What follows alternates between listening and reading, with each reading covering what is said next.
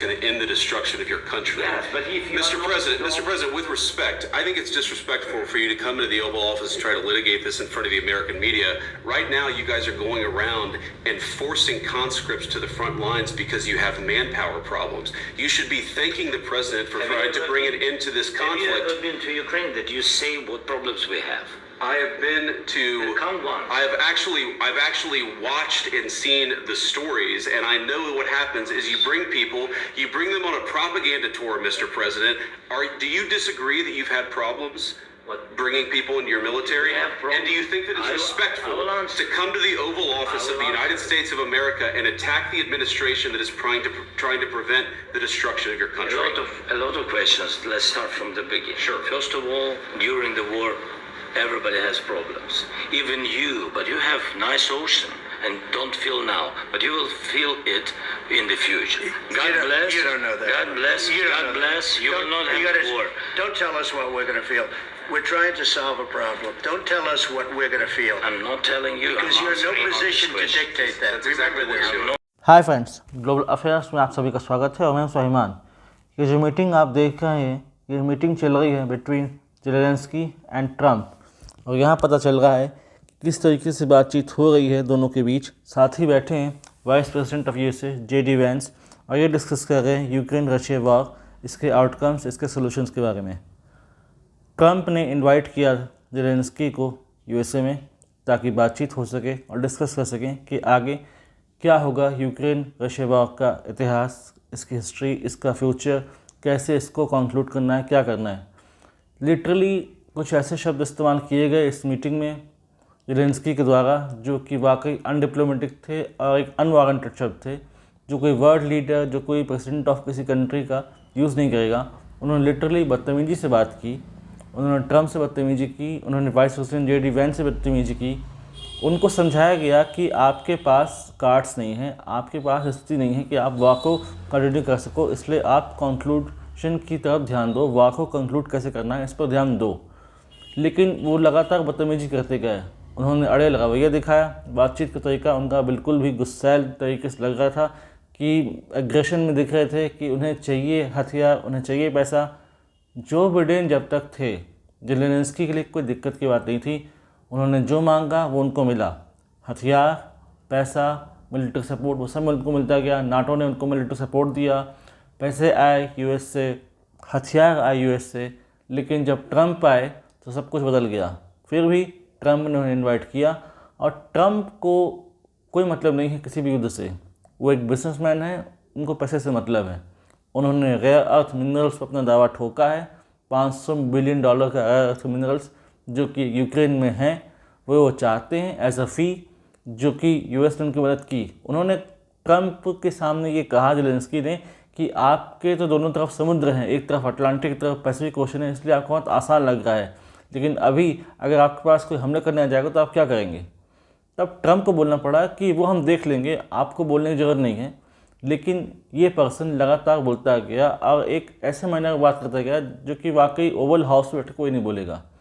White house में बैठकर ये व्यक्ति अपनी मन की भड़ास निकालता रहा, और इसको लेकर वर्ल्ड मीडिया शॉक्ड है और इस पर न्यूज़ बन रही हैं, आर्टिकल्स लिखे जा रहे हैं।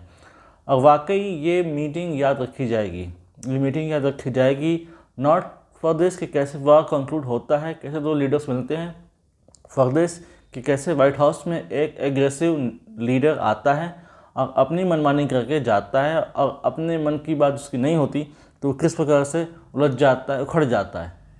इसको लेकर रशिया तो बहुत खुश होगा, क्योंकि रशिया ने एक चाल चली और वो लगभग फुलफिल हो गई उसकी। रशिया ने कहा भी कि ट्रंप ने बहुत ज़्यादा रेस्ट्रेंट दिखाया। वाकई ट्रंप ने बहुत ज़्यादा जो है सब्र दिखाया। ज़ेलेंस्की लगातार बदतमीजी पे बदतमीजी करते गए। उन्होंने JD वैंस को बोल दिया, उन्होंने ट्रंप से कह दिया। ट्रंप उनसे कहते रहे कि आपके पास स्थिति नहीं है, you don't have time, you don't have cards, so try to conclude the war. लेकिन वो लगातार टोकते रहे, मे आई स्पीक। तो एक प्रेसिडेंट का ऐसा तो हम नहीं देख सकते स्टैचर, एक प्रेसिडेंट का ऐसा स्वभाव हम कभी इमेजिन नहीं कर सकते। In a wildest dream in casual manner भी बैठेंगे आप वाइट हाउस में तो ऐसे शब्दों का इस्तेमाल नहीं करेंगे। उन्होंने कुछ गालियाँ भी निकाली, यूक्रेनियन रशियन गालियाँ लगभग सेम ही होती हैं। तो जो कि समझ में आ रहा था कि वाकई ये एक एब्यूसिव लैंग्वेज है, वो शब्द बोले, जेडी वेंस को उन्होंने बोला, ट्रम्प को बोला, तो इससे लगता है कि ये व्यक्ति कितना ज़्यादा फ्रस्ट्रेटेड है और वाकई यूक्रेन को ऐसा लीडर तो नहीं चाहिए, एक ऐसा राष्ट्रपति नहीं चाहिए जो कि डिप्लोमेसी को नहीं समझता हो, समय की नज़ाकत को नहीं समझता हो, कैसे ट्रीट करना है अपने सामने बैठे प्रेसिडेंट को, दूसरे लीडर्स को, वो ये नहीं समझता हो। तो फिर ऐसे व्यक्ति से डील करना, ऐसे व्यक्ति से चर्चा करना, कोई गंभीर मुद्दे पर राय लेना या कोई गंभीर मुद्दे पर चर्चा करना बहुत कठिन है। ये व्यक्ति उस चीज़ की ग्रेविटी को नहीं समझेगा, उस चीज़ की इम्पोर्टेंस को नहीं समझेगा और अपने पर ही अड़ा रहेगा। He was behaving just like a kid, he was not behaving like a mature leader और मैच्योर पॉलिटिशियन। बच्चों की तरह उन्होंने हरकतें की, वहाँ पर बैठकर गालियाँ निकाली, मानो कोई सड़क छाप कोई गुंडा हो, ऐसे शब्द निकाले जो कि एक प्रेसिडेंट ऑफ अ कंट्री को शोभा नहीं देते। दूसरे लीडर्स भी आए, पीएम मोदी आए वहाँ पर, इजराइल के प्राइम मिनिस्टर नेतन्याहू वहाँ पर आए, उनका भव्य स्वागत हुआ, उनको ग्रैंड वेलकम मिला। लेकिन ये तय था कि जब ज़ेलेंस्की वहाँ आएंगे तो उन्हें ऐसा कोई स्वागत नहीं मिलने वाला और उनसे गंभीर बातें होंगी। लेकिन ये गंभीर बातें आपसी नोकझोंक में बदल गई और ज़ेलेंस्की अपने पर अड़ने लगे, वो भी पूरी मीडिया के सामने। और इसको पूरे वर्ल्ड ने देखा, पूरी मीडिया में सर्कुलेट हुआ, इसके वीडियोस अवेलेबल हैं। आप पूरे लगभग 10 मिनट की ये बातचीत आप देख सकते हैं कि कैसे ट्रम्प और जेडी वेंस ने उनको समझाने की कोशिश की, लेकिन वो शांत होने का नाम नहीं ले रहे थे। और ये बात सही है कि आज ग्राउंड सिचुएशन अगर देखें तो वाकई यूक्रेन के पास नहीं है इतनी हिम्मत, नहीं है इतनी ज़्यादा कैपेबिलिटी कि वो रशिया से लंबा समय तक लड़ सके। उससे वार कंक्लूड करना पड़ेगा, अदरवाइज रशिया एनेक्स करता रहेगा यूक्रेनियन एरिया और यूक्रेन अपने हिस्सों से हाथ धो बैठेगा। अब बहुत जल्दी ये भी हो सकता है कि यूएस से सारा अपना जो एड है, जो असिस्टेंस है, जो जाता था यूक्रेन को, वो बंद कर दे और तब फिर रशिया को अपरेट मिल जाएगा। इवन रशिया ने ये भी कहा है कि यदि आपको रेयर अर्थ मिनरल्स में इंटरेस्ट है तो आप यूक्रेन नहीं, आप रशिया में आइए, हम आपके साथ कोऑपरेट करेंगे। ये सब देखकर सुनकर खुद चाइना भी शॉक्ड है। चाइना को लगा था कि यूएस और रशिया कभी आपस में बैठ के बात करेंगे ही नहीं, और रशिया यूक्रेन वार के बाद तो ये ऑलमोस्ट अनथिंकेबल लग रहा था और China as a hero emerge करेगा और चाइना के सहारे रशिया रहेगा।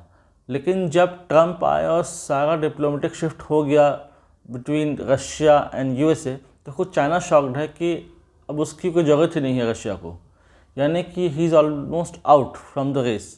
तो खुद चाइना भी शॉक्ड है कि किस तरीके से हो गया और कैसे चाइना को बिल्कुल किक आउट कर दिया गया इस रेस से, इस पूरी मीटिंग से, इस पूरी चीज़ों से। तो ये वाकई ये जो मीटिंग हुई ये अनफॉर्चुनेट थी और ये बिल्कुल डिसरिस्पेक्टफुल थी टू एनी प्रेसिडेंट और ये अनथिंकेबल थी, जो कि किसी बड़े लीडर को शोभा नहीं देती।